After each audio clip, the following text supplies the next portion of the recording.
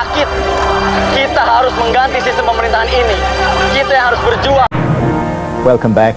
The rioting against President Suharto's rule in Indonesia intensified today, fueled by grief for the 6 students shot dead yesterday. Thousands were back on the streets, defying and fighting police and troops. At least 10 demonstrators were wounded today. Our Asia correspondent Mark Austin reports from the Indonesian capital, Jakarta. Banyak peristiwa kelam yang pernah dialami Indonesia pada zaman dahulu. Salah satunya merupakan peristiwa krisis moneter tahun 1998. Peristiwa ini merupakan momen di mana napas politik dan ekonomi Indonesia berada pada titik kehancuran. Seluruh negeri bergejolak karena kejadian tersebut. Bagaimana tidak? Nilai mata uang Indonesia turun drastis. Perekonomian masyarakat menjadi morat-marit. Bahkan, mahasiswa pun ikut turun tangan untuk menuntut Soeharto agar turun dari masa jabatannya sebagai presiden yang telah ia pegang selama 3 tahun dekade. Keadaan masyarakat saat itu begitu mengenaskan. Di antaranya, seperti terjadi demo besar seperti kerusakan dan penjarahan. Banyak perusahaan bangkrut dan harga bahan pokok naik. Bahkan kekuasaan Orde Baru telah jatuh. Peristiwa bermula pada tanggal 2 Juli tahun 1997, mata uang Thailand atau baht mengalami pemerosotan atau penurunan hingga ke mata uang rupiah Indonesia. Bahkan pada tanggal 14 Agustus tahun 1998, mata uang rupiah masih terus mengalami pemerosotan. Hingga pada tanggal 13 Oktober tahun 1998, Soeharto meminta bantuan kepada IMF. Namun, IMF tidak membantu sepenuh hati dan terus menunda pengucuran dana bantuan yang dijanjikannya dengan alasan pemerintah tidak melaksanakan 50 butir kesepakatan dengan baik. Negara-negara sahabat yang menjanjikan akan membantu Indonesia juga menunda mengucurkan bantuannya karena menunggu sinyal dari IMF. Padahal, keadaan perekonomian Indonesia semakin terpuruk saat itu. Di tengah situasi ini, tim ekonomi Soeharto justru menaikkan tarif listrik dan bahan bakar minyak. Tentu saja ekonomi rakyat semakin terpuruk. Soeharto menyiasati situasi rawan pangan dengan kampanye makan tiwul yang disampaikannya melalui televisi. Namun, Soeharto dengan penuh percaya diri tetap melakukan perjalanan ke Jerman untuk berobat. Ya, jalan. Kita ke sini, ke park. Ya.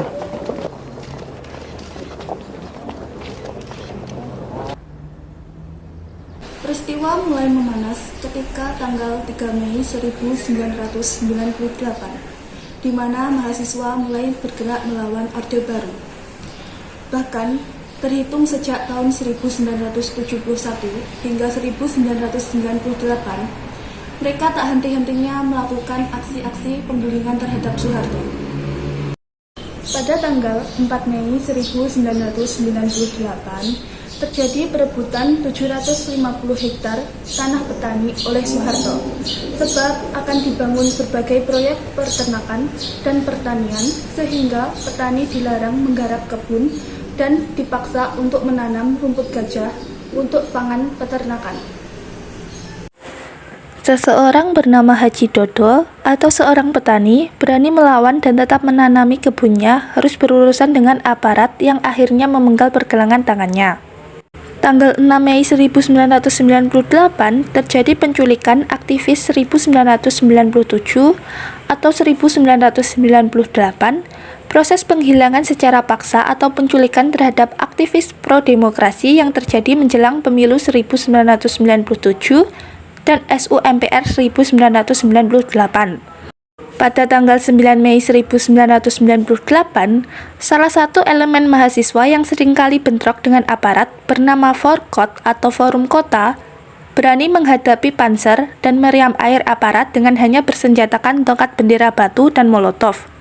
Pada tanggal 10 Mei 1998, gerakan mahasiswa tersebut mendapat dukungan dari masyarakat yang juga terdampak karena banyak perusahaan mengalami gulung tikar. Dukungan mulai membanjiri dari elit politik, organisasi non-pemerintah, buruh, dan rakyat.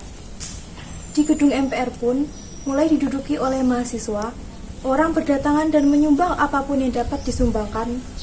Tanggal 13 Mei 1998 terjadi penembakan kepada 4 mahasiswa yang kala itu tengah membagi-bagikan bunga sebagai bentuk aksi damai mereka terhadap aparat. Hingga akhirnya, pada tanggal 14 Mei 1998, dilakukan pemakaman para mahasiswa yang kemudian dinobatkan sebagai pahlawan reformasi. Dari tanggal 13 sampai 15 Mei 1998, terjadi penjarahan dan huru-hara yang meluas ke Bogor, Tangerang, Bekasi, bahkan ke Solo, dan seantero Nusantara. Kerusuhan ini telah mengakibatkan kerugian fisik di Jakarta sebesar 2,5 triliun. Korban tewas di wilayah DKI yang tercatat sebanyak 200 orang. Pada tanggal 16 Mei 1998, juga terjadi pembunuhan secara misterius terhadap tim relawan sebagai ancaman kepada mereka yang terlibat di dalam aktivitas kemanusiaan untuk menghentikan kegiatan kemanusiaan mereka. Menjelang kurang dari 3 hari puncak reformasi 1998, tepatnya tanggal 18 Mei 1998, mahasiswa bergerak ke DPR atau MPR. Ribuan mahasiswa harus menginap dan bertahan di gedung tersebut dengan resiko apapun. Tuntutan mereka hanya satu, Soeharto harus turun dari jabatan presiden.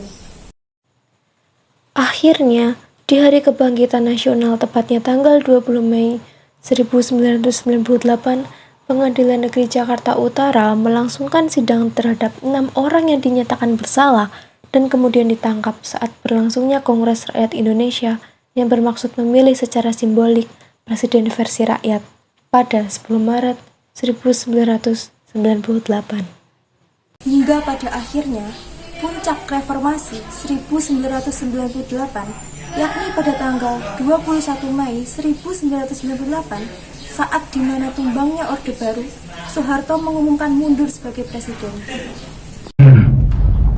Untuk menyatakan berhenti dari jabatan saya sebagai Presiden Republik Indonesia, terhitung sejak saya bacakan pernyataan ini pada hari ini, Kamis 21 Mei 1998.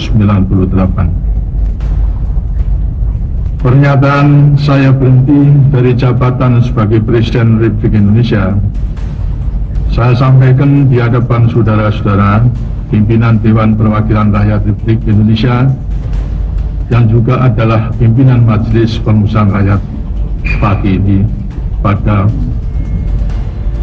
kesempatan silaturahmi. Wakilnya, B.J. Habibie, langsung dilantik menjadi Presiden RI yang ketiga. Akhir sebuah kediktatoran yang kejam dan congkak berakhir secara dramatis. Di jalan-jalan dan di gedung DPR, rakyat meluapkan kegembiraan dengan berbagai ekspresi. Krisis moneter yang terjadi pada tahun 1998 menjadikan Indonesia menjadi semakin terpuruk. Kemunduran Soeharto dari kursi presiden yang digantikan oleh B.J. Habibie menjadi akhir dari demo yang dilakukan oleh para mahasiswa. Krisis moneter pada tahun 1998 mengingatkan kita akan perjuangan rakyat dan mahasiswa dalam mencapai perubahan ekonomi dan politik yang lebih baik. Ini juga merupakan titik awal periode transisi menuju demokrasi untuk Indonesia yang lebih kuat.